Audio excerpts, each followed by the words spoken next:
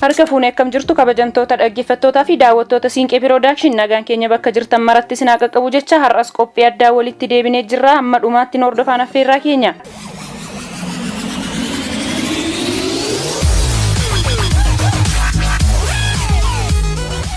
Jeneraal Taaddasaa Birruu seenaa maalii yaadatama? Maatii Siinqee Piroodakshin namoonni chaanelii keenyaaf haaraa taatan laayik, sheer, sabskiraayib gochuun hamma dhumaatti hordofaan affeerraa keenya.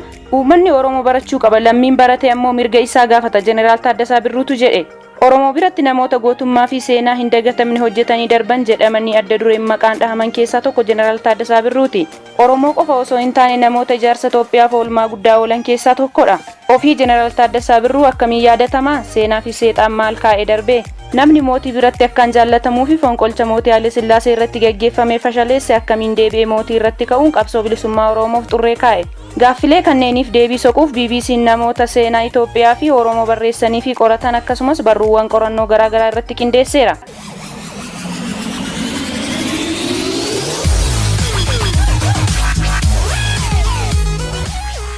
Diddaatti dhalatee diddaatti guddatee diddaadhaan du'e. Jeneraal Taaddasaan godina Shawaa Kaabaa aanaa hidhaa bu'aa booteetti dhalate. Waggoota muraasa booddees Xaaliyaaniin gaafa Itoophiyaa weerartu maatiin isaa hundi humnaan akka duulan taasifamanii abbaa isaa obbo Kennee Jiloo dabalatee obbolootaa fi ilmaan obbolootaa obbo Kennee hundi lola irratti akka dhumantu himama. Obbo Yaasoo Kabbabaa barreessaa fi barsiisaa seenaati. Waa'ee Jeneraal Taaddasaa Birruu bal'inaan qorannoo gaggeesserraa kitaaba isaa akkas barreesse.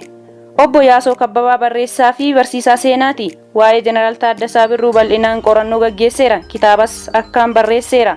Maatiin Jeneraal Taaddasaa Birruu hundi lola Xaaliyaanii irratti dhumuurraa kan ka'e hidha bu'aa booteetti akka warra kenne Jiloo isin hin godhin jedhamee akka hoodatti dubbatamaa ture jedha. Maatiin Jeneraal Taaddasaa Birruu hundi lola Xaaliyaanii irratti dhumuu irraa kan ka'e hidha bu'aa booteetti akka warra kenne Jiloo isin hin godhin jedhamee akka hoodatti dubbatama ture jedha. Abbaan Jeneraal Taaddasaa obbo Kenneen du'uu dhageenyaan haati isaas naasuudhaan guyyaa 40ffaan inni du'etti duute. Kuni ammoo Jeneraal Taaddasaan haadhaa fi abbaa malee akka hafu taasise. Aarii kanaa yeroo umurii waggaa 13 shiftaa ta'uun bosonatti akka galee ibsuu ragaaleen garaagara. Jeneraal Taaddasaan diddaatti dhalatee, diddaatti guddatee, diddaadhaan du'ee jedha. Yaasoon haala inni keessa darbe yoo kaasu Birraatuu Qana'ii Dooktar Waraqaa qorannoo digirii sadaffaa isaa jireenya loltummaa fi siyaasa Jeneraal Taaddasaa Birruu irratti kan hojjete yoo ta'u, Jeneraal Taaddasaan jireenya shiftummaa dhiisee harka akka kennatuuf erga walii galamee booda Xaaliyaaniin birrii 30 kennitee fi nagaadhaan gara qe'eetti deebi'ee akka jiraatu eeyyamee fi ture jedha.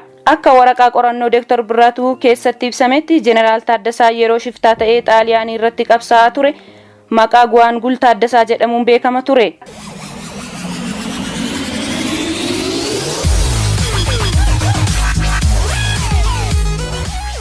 Jeneraal Taaddasaan birrii 30 Xaaliyaaniin kennitee fi fudhatee wayyaa ittiin bitatee gaafa deebi'u hawaasa keessatti baay'ee hin rakkanne. Maqaa bosona Gwaangul jedhamuun waan beekamuuf namni akka inni shiftaa ta'e beeku hin turre. Haa ta'u garuu hawaasni Salaalee yeroo sana warra shiftaa fi warra Xaaliyaanii yookaan baandaa gidduutti rakkataa akka turan ibsa Dooktar Birraatuun. Akka ragaaleen mul'isanitti boodarra Jeneraal Taaddasaan bosonatti deebi'uun shiftaa ta'ee Xaaliyaaniin falmuu itti fufe. Baay'ee osoo hin turiin Jeneraal Taaddasaan Xaaliyaaniidhaan qabamee gara magaalaa Fiichee geeffame. Achitti obboleettiin isaa bakka biraatti heerumtee turte gaabii tokko fiddee fi turte. Gaabiidhuma sana uffatee gara Finfinneetti geeffame malee wayyaa jijjiirratu hin qabu ture jechuun barreesse Dooktar Birraatuun. Fiichee irraa gara magaalaa Finfinneetti achi ammoo gara Somaaliyaa geeffamuun dhiyeenya magaalaa Moqaadishootti kan argamtu mana hidhaa Dannaanee jedhamutti hidhame. Mana hidhaa Dannaanee keessatti hojii humnaa hojjechuu irraa kan ka'e jireenyi itti hadhaa'ee akka turetu himama. Keessumaa gaarii harkaan dhiibamuun ganamaa hamma galgalaatti bishaan guuraa waan ooluuf jireenyi baay'ee isa jibbisiisaa ture jechuun barreesse Dooktar Birraatuun. Yeroo sana Somaaliyaan gita bittaa Xaaliyaanii jala waan turteef Jeneraal Taaddasaan achitti geeffamee hidhame. Haa ta'u garuu osuma Jeneraal Taaddasaan mana hidhaa Somaaliyaa keessa jiru loltoota Xaaliyaanii Somaaliyaa jiran irratti waraanni baname. Bara 1941 yeroo waraana addunyaa lammaffaatti waraanni Ingilizii Keeniyaadhaan ka'uun waraana Xaaliyaaniin haleelani. Jeneraal Taaddasaafas mana hidhaatii bilisa baasan. Yeroo kana eegaa carraan jireenya Jeneraal Taaddasaa gara fuulduraa jijjiiruu kan isa mudate. Jeneraal Taaddasaa fa'aan mana hidhaa Somaaliyaa Dannaanee jedhamu erga loltoota Ingiliziitiin bilisa bahanii booda warri Ingilizii leenjii fudhatanii loltuu Itoophiyaa ta'uuf fedhii yoo qabaatan gaafannaan Jeneraal Taaddasaan fedha qabaachuu isaanii akka ibsan dubbata Yaasoon. Jeneraal Taaddasaan maatii waan hin qabneef qe'ee itti galu hin qabu. Kanaaf filannoo biraa waan hin qabneef loltummaa filatee jedha.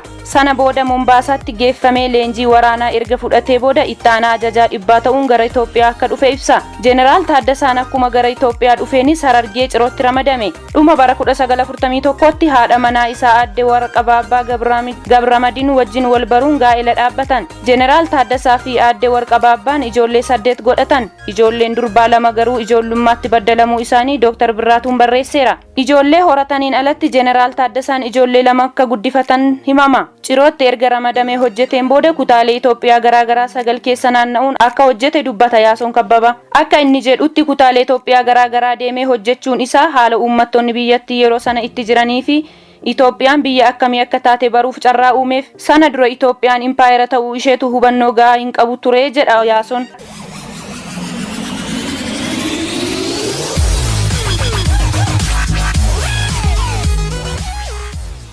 Kanarraa ka'uun carraa argate hundumaan ifatti cunqursaa uummata irra ga'u mormaa fi dubbataa akka ture hima Yaasoon. Itti dabaluunis Jeneraal Taaddasaan nama haqni osoo jaallatuu bira hin dabarreedha jedha. Gama biraan eenyummaa Jeneraal Taaddasaa Birruu gootummaan dandeettii haqaaf dhaabbachuu fi jallina dura dhaabbachuun isaa sirriitti baramaa kan dhufe bara 1960 booda akka ta'e ibsa. Waa'een Jeneraal Taaddasaa baay'inaan baramaa kan dhufe sana boodadha. Bara 1950moota keessaa kaasee Haayile Sillaaseen waraana irraa sodaa horachaa waan dhufeef mala gargar qooduu fayyadamaa akka turetu himama. Kanaafis yeroo sana ajajaa eegdota Imperial Bodyguardii fi itti gaafatamaa nageenyaa kaabinee addaa kan ture Meejar Jeneraal Mulgeetaa bulii aangoo irraa kaasuun gara ministeera misooma hawaasaa geessuun ofirraa fageesse. Kana kan godheef ammoo Jeneraal Mulgeetaa bulii waraana biratti jaallatamummaa guddaa qabaachuu irraa kan ka'e fonqolcha irratti gaggeessa jedhee yaaduu irraa kan ka'e ta'uu barreessa Dr. Birraatuun. Haa ta'u garuu Jeneraal Mulgeetaadhaan ta'uu baatus yaaliin fonqolchaa namoota birootti Haayile Sillaasee irratti gaggeeffame. Yaalii fonqolchaa muddee 13 bara 1960 mootummaa Haayile Sillaasee irratti gaggeeffame fashalsuu keessatti gahee guddaa kan taphate Jeneraal Taaddasaa Birruu ta'uu ragaalee hedduutu jira. Yeroo sana Jeneraal Taaddasaan gulantaa koloneelii irra ture. Akka ragaalee mul'isanitti yaalii fonqolchaa kana qindeessuu keessatti gahee guddaa kan taphate Jeneraal Mangistuu Niwaayinidha. Akka ragaaleen mul'isanitti yaalii fonqolchaa kana qindeessuu keessatti gahee guddaa kan taphate Jeneraal Mangistuu Niwaayidha. Jeneraal Mangistuun yaalii fonqolchaa kana milkeessuuf ajaja humna poolisii kan ture Jeneraal Tsiggee Dibuu biiroo isaatti waamee hidhannoo irraa hiikuun hidhe. Akkuma Jeneraal Tsiggee to'annoo jala oolcheen ajajaa humnaa dafee qaqqabaa kan ture Jeneraal Taaddasaa biirootti waamuun humni waraanaa fonqolcha mootummaa irratti gaggeessuuf akka jiru, kanaaf ammoo ragaan Jeneraal Tsiggee Dibuu to'atamee akka jiru itti himuun fonqolcha kana fashalsuuf Jeneraal Taaddasaan akka deeggarsa godhu gaafate. Jeneraal Mangistuu yaalii fonqolchaa kana milkeessuuf ajajaa humna poolisii kan ture Jeneraal Tsiggee Dibuu biiroo isaatti waamee hidhannoo irraa hiikuun hidhe. Akkuma Jeneraal Tsiggee to'annoo jala oolcheen ajajaa humna dafee qaqqabaa kan ture Jeneraal Taaddasaa biirootti waamuun humni waraanaa fonqolcha mootummaa irratti gaggeessuuf akka jiru, kanaaf ammoo ragaan Jeneraal Tsiggee Dibuu to'atamee akka jiru itti himuun fonqolcha kana fashalsuuf Jeneraal Taaddasaan akka deeggarsa godhu gaafate.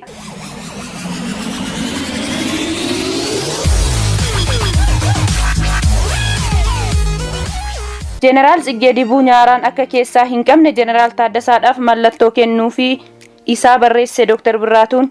Jeneraal Taaddasaan daba hojjetamaa jiru waan bareef sobee yaada Jeneraal Mangistuutti walii galuun dhaqeen waraana koo walitti qaba jedhee malaan harkaa bahee gara biiroo isaa kolfee jiruutti hatattamaan deebi'e. Akkuma deebi'eenis eegdonni impaayera yaalii fonqolchaa gaggeessuuf akka jiran akka shakke poolisootatti hime. Gama biraan Jeneraal Mangistuu Niwaayii loltoota 2 ergee Jeneraal Taaddasaa qabanii akka fidan, yoo dide ammoo akka ajjeesan ajaje. Loltoonni akkuma kolfee gahanii Jeneraal Taaddasaan akka barbaadamu gaafataniin Jeneraal Taaddasaan loltoonni sun hidhamanii akka qorataman ajaje. Loltoonni 2 yommuu qorataman isa qabuuf, yoo dide ammoo ajjeesuudhaaf ajaja fudhatanii akka dhaqan ragaa kennan. Jeneraal Taaddasaan kana gaafa dhaga'u ajajaa waliigalaa humna waraanaa qunnamuuf yaalii godhus bilbilli akka citu waan godhameef qunnamuu hin dandeenye. Yeroo sana Haayile Sillaaseen Eertiraa ture waan ta'eef Jeneraal Taaddasaan karaa poolisii Eertiraa isa qunnamuu waan deemaa jiru itti hime. Yeroo sana Haayile Sillaasee Eertiraa ture waan ta'eef Jeneraal Taaddasaan karaa poolisii Eertiraa isa qunnamuun waan deemaa jiru itti hime. Innis dafee Finfinneetti akka deebi'u waadaa seenuun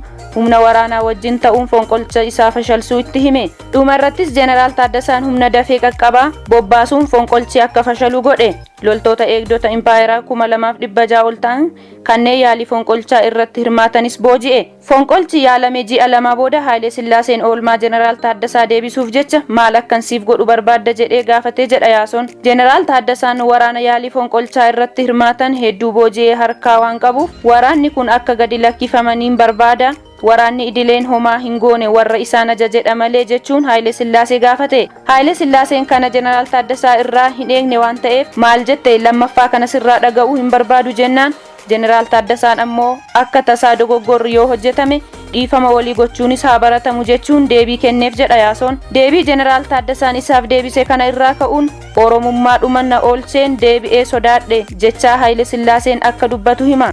Deebii Jeneraal Taaddasaan isaaf deebise kana irraa ka'uun Oromoo dhumanna oolcheen deebi'ee sodaadhe jedhe Haayile Sillaaseen akka dubbate hime. Kanarraa kaasee Haayile Sillaaseen Jeneraal Taaddasaa sodaachuu akka eegaletu himama. Yaasoo Kabbabaa akka jedhutti yeroo sanatti Jeneraal Taaddasaan itti gaafatamaa gurguddaa irrattis bobba'ee ture. Ajajaa poolisii humna dafee qaqqabaa, ittaanaa ajajaa poolisii biyyoolessaa, itti gaafatamaa duula barnootaa fi koree olaanaa mana amantii ortodoksii ta'uun tajaajilaa ture. Jeneraal Taaddasaan Itoophiyaa ijaaruu qabsoo fi sabboonummaa Oromoo utubuu bira darbee Niilsan Mandeellaa Afrikaa kibbaatti qabsoo hidhannoo finiinsuun biyya isaa bilisa akka baasuuf nama leenjii waraanaa dhoksaadhaan kenneefidha. Niilsan Mandeellaan maqaa sobaatiin Itoophiyaa dhufee leenjii waraanaa akka fudhatuuf erga godhamee booda bara 1962tti gara Itoophiyaa dhufe. Yeroo sana Haayile Sillaaseen Jeneraal Taaddasaa waamuun dhoksaadhaan akka leenjisuuf ajaja itti kenne.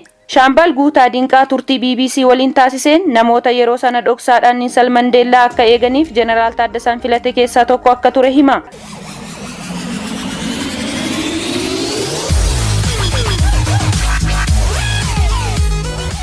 Mandeellaan turtii Itoophiyaatti taasisuu keessatti namoota isa leenjisan eeganii fi gargaarsa godhaniif dhoksaadhaan kan ramadeef Jeneraal Taaddasaadha. Konoleel Fiqaaduun waa kennee leenjisaa Mandeellaan turtii Itoophiyaatti taasisuu keessatti namoota isa leenjisan eeganii fi gargaarsa godhaniif dhoksaadhaan kan ramadeef Jeneraal Taaddasaadha. Konoleel Fiqaaduun waa kennee leenjisaa Mandeellaa ajajaa dhibbaa Fiqaaduu Wandimmuu gargaaraa leenjisaa shufeeraa fi turjumaana Mandeellaa ta'anii ramadaman. Shaambal Guutaa Dinqaa fi ajajaa 50 Dabbaabaa Isheetee ammoo wal jijjiiranii Mandeellaan akka isa eeganiif ramaduu isaanii himan Shaambal Guutaan.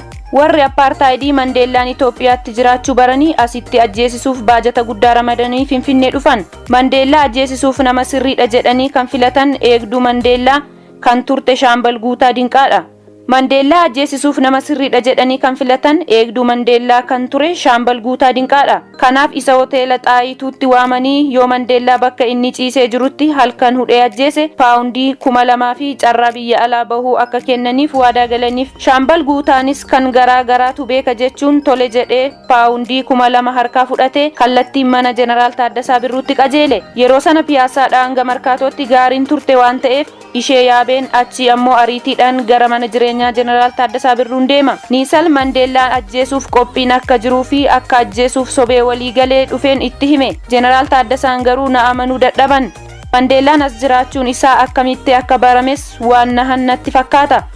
Boru halkan ajjeesee halkanuma sana konkolaataan qophaa'ee jira. Boru halkan ajjeesee halkanuma sana konkolaataan qophaa'ee jara wajjin karaa Moyaalee akka bahuuf karoorfames ittan hime jedhe Shaambal Guutaan. Jeneraal Taaddasaan odeeffannoo kana Shaambal Guutaa irraa erga argateen booda opereeshinii qindeessee jara Mandeellaa ajjeessuuf dhufan to'annoo jala akka oolan godhe.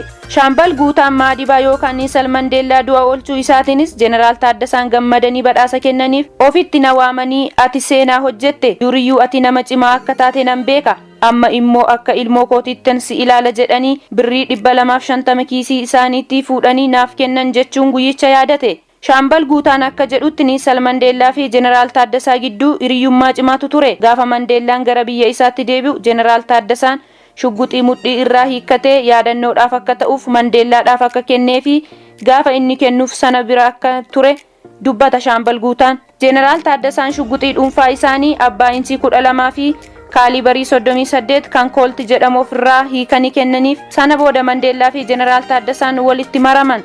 Mandeellaan hanga buufata xiyyaaraa Booleetti akka gaggeeffamu godhanii booda leenjistoonni isaas ta'ee nuti warri eegumsaaf ramadamne gara hojii keenya idileetti deebinee jedha.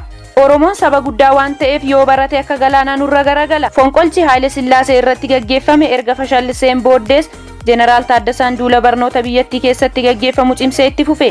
Waxabajjii bara 1963 taateen jireenya Jeneraal Taaddasaa guutummaatti jijjiiruu isaa mudate. Gabaasa duula barnootaa dhiyaate irratti mormiin Jeneraal Taaddasaa irratti dhiyaate tokko nama hundumaa barsiisa taanaan booda nama kophee nuuf xaraguu nu dhorka kan jedhu akka ta'e dubbata Yaasoon Kabbaba. Jeneraal Taaddasaan garuu kuni cunqursaadhuma saba Itoophiyaa hundaaf waan jedhame itti fakkaate. Barsiifnu malee, beeksifnu malee, jaalalaan malee biyya bulchuu hin danda'amu jedhee deebiseef jedha Yaasoon. Boodarra wanti caalaatti laphee isaa cabsu isa mudate. Bara Haile Sillaasee muummichi ministeeraa kan ture Akililuu Habtewald mana isaatti Jeneraal Taaddasaa waamee gaafa barsiiftuu addaan baasii barsiisi.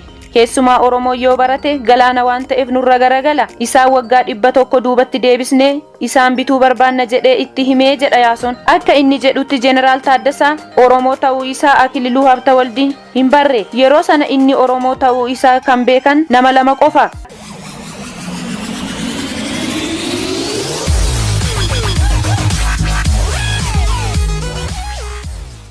Ministeera dhimma alaa kan ture Katamaa Yifruu fi Haile Sillaaseedha. Erga Akililuu Habtewald akka Oromoon barachuu hin qabne itti himeen booda impaayericha keessatti imaammataan Oromoo irratti xiyyeeffatanii boodatti hambisuuf akka hojjetan ijji banamuu fi dubbatan Yaasoon. Erga Akililuu Habtewald akka Oromoon barachuu hin qabne itti himeen booda impaayericha keessatti imaammataan Oromoo irratti xiyyeeffatanii boodatti hambisuuf akka hojjetan ijji banamuu fi dubbata Yaasoon. Waldaan Maccaa fi Tuulamaa akka waldaa wal gargaarsaatti bara 1963tti qaama seerummaa argatee galmaa'e. Waldaan Maccaa fi Tuulamaa roorroo tuffatamuu fi hiyyoomuu uummata Oromoo namoota hubatan kanneen akka Alamuu Qixxeessaa, Haile Maaram Gammadaa fi Baqqalaa Nadhii fa'aan bara 1963 hundaa'e jedhu obbo Dirribii Damisseen turtii kanaan dura BBC waliin taasisaniin jarreen kunneen ogeessota seeraa waan ta'aniif jalqaba akkasumatti Oromoota haqa dhabanii rakkataa turaniif toluma abukaatoo ta'anii dhaabbachuun tajaajiluu akka jalqaban himu. Akka obbo Dirribiin jedhanitti maqaadhuma Maccaa fi Tuulamaa jedhuyyuu kan moggaase Haile Maaram Gammadaati. Yeroo sana dhaaba siyaasaa hundeessuun seeraan dhorkaa waan ta'eef Oromoonni hedduu wal roorroo uummata irra ga'u mari'atanii waldaa Maccaa fi Tuulamaa keessatti yeroo sana dhaaba siyaasaa hundeessuun seeraan dhorkaa waan tureef Oromoonni hedduu wal gahanii roorroo uummata irra ga'u kan mari'atan waldaa Maccaa fi Tuulamaa keessatti.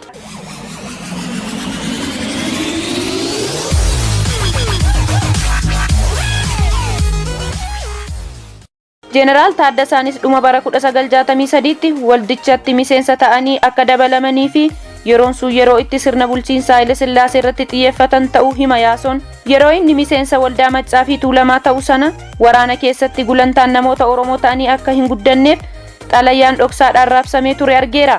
Akkasumas Jeneraal Taaddasaan Komishinara Poolisii otoo ta'uu qabu milishaa Darrasaa Dubballaa jedhamu komishinara godhan. Bakka isaa duraatii kaasanii hoogganaa milishaa gochuun gara Affaaritti akka jijjiiramu godhan. Inni garuu didee hojii dhaabuun yeroo muraasaaf manatti galee ture. Kuni hundi erga ta'een booddee waldaa Maccaa fi Tuulamaatti kan makame jedha. Akka Yaasoon jedhutti Jeneraal Taaddasaan waldaa Maccaa fi Tuulamaatti makamuun isaa waldichi guutummaa guutuutti waldaa wal gargaarsaa irraa gara gaaddisa siyaasaa fi sabboonummaa Oromootti akka jijjiiramu godhe. Inni waldichatti makamuu hordofee ji'a lamaa gaditti miseensonni waldichaa 3,000 ol akka gahan dubbatan Yaasoon. Inni waldichatti makamuu hordofee ji'a lamaa gaditti miseensonni waldichaa 3,000 ol akka gahan dubbata Yaasoon. Waldichi Oromoo qofa osoo hin taane saboota akka Kaambaataa, Sidaamaa, Hadiyaa, Walaayittaa, Amaaraa fi kanneen biroo keessaa itti makamanii turuu ragaaleen ni agarsiisa. Jeneraal Taaddasaan hanga bara 1966 qabamee hidhamuutti turtii waggaa 2 waldicha keessa tureen jijjiiramni guddaa waldicha keessatti akka dhufu godheera. Gama biraan ammoo waldichi jabaataa deemuun isaa Haile Sillaasee waldicha irratti akka ilkaan ciniinnatu taasisuu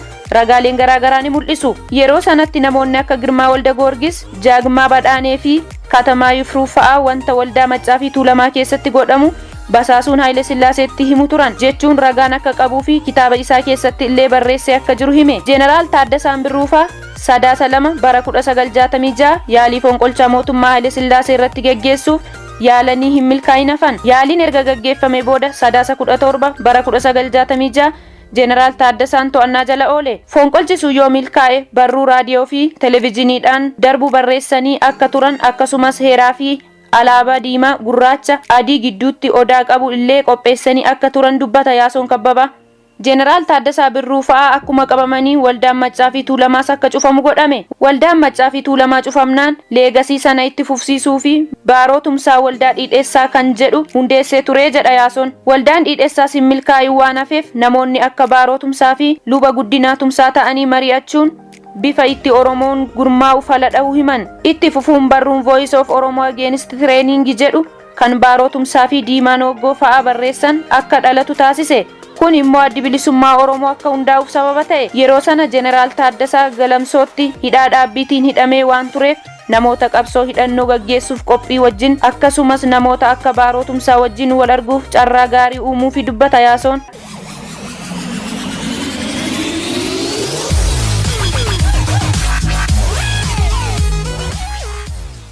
Koreen ABO Finfinnee jiruu fi Galamsoo Jeneraal Taaddasaa Birruu fa'aa waliin mari'achuun qabsoon hidhannoo eegaluuf Elemoo Qilxuu yaamanitti quunnaman jedha. Gama biraan ammoo namoonni akka baarootumsaa Galamsoo deemuun Jeneraal Taaddasaa wajjin mari'atu. Jeneraal Taaddasaan abbaa sabboonummaa ammayyaa Oromooti. Oromoo dammaqsuu, qabsoo bilisummaa fi sabboonummaa Oromoo ammayyeessuu keessatti shoorri Jeneraal Taaddasaa Birruu olaanaa ta'uu namoonni hedduun itti walii galu. Hundeeffamuu adda bilisummaa Oromoo keessaa qooda qabaachuu qofa osoo hin taane dura taa'aa ABO jalqabaa ta'ee mana hidhaa osoo jiruu kan filatame Jeneraal Taaddasaa Birruuti. Yaasoon akka jedhutti namni baarootumsaa harka qabee gaggeessummaaf guddise Jeneraal Taaddasaa Birruudha. Dargiin Haayile Sillaasee irratti fonqolcha gaggeessuun erga aangoorraa buusee booda Jeneraal Taaddasaan mana hidhaatii bahee ture. Dr. Birraatuun akka jedhutti Jeneraal Taaddasaa gita hojii isaa duraanii dabalatee bulchiinsa Sidaamoo illee akka ta'uuf affeerraa godhuufis inni garuu hin fedhu. Dhumarratti dargiin gorsaa sagantaa tokkummaan misoomuu jedhutti gorsa gochuun Jeneraal Taaddasaa muude. Kanarraa ka'uun hojiif jecha gara Amboo, Jibaat, Shanan, naannoo Gincii, Hoolaankoomii, Gindoo fi Meettaa Roobii fa'aa deemuun carraa daawwachuu argate. Boodarra ammoo finciluuf akka murteesse ibsa Dr. Birraatuun.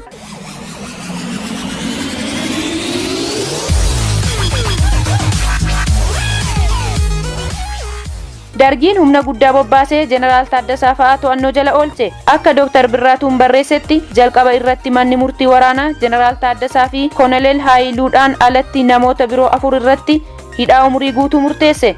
Booda garuu hundi isaanii akka ajjeefaman dargiin murteesse. Dhuma irratti dargiin waraana guddaa bobbaasuun Jeneraal Taaddasaa to'annoo jala oolchuun ajjeese. Tolegaan hordoftoota maatii Siinqee Production qophiin keenya kan ammaatti dhaggeeffattanidha. Hanga dhumaatti waan hordoftaniif galatoomaa jecha namoonni chaanelii keenyaaf haaraa taatan like, share, subscribe gochuu hin dagatinaa. Qophiilee biroon amma walitti deebinutti nagaa.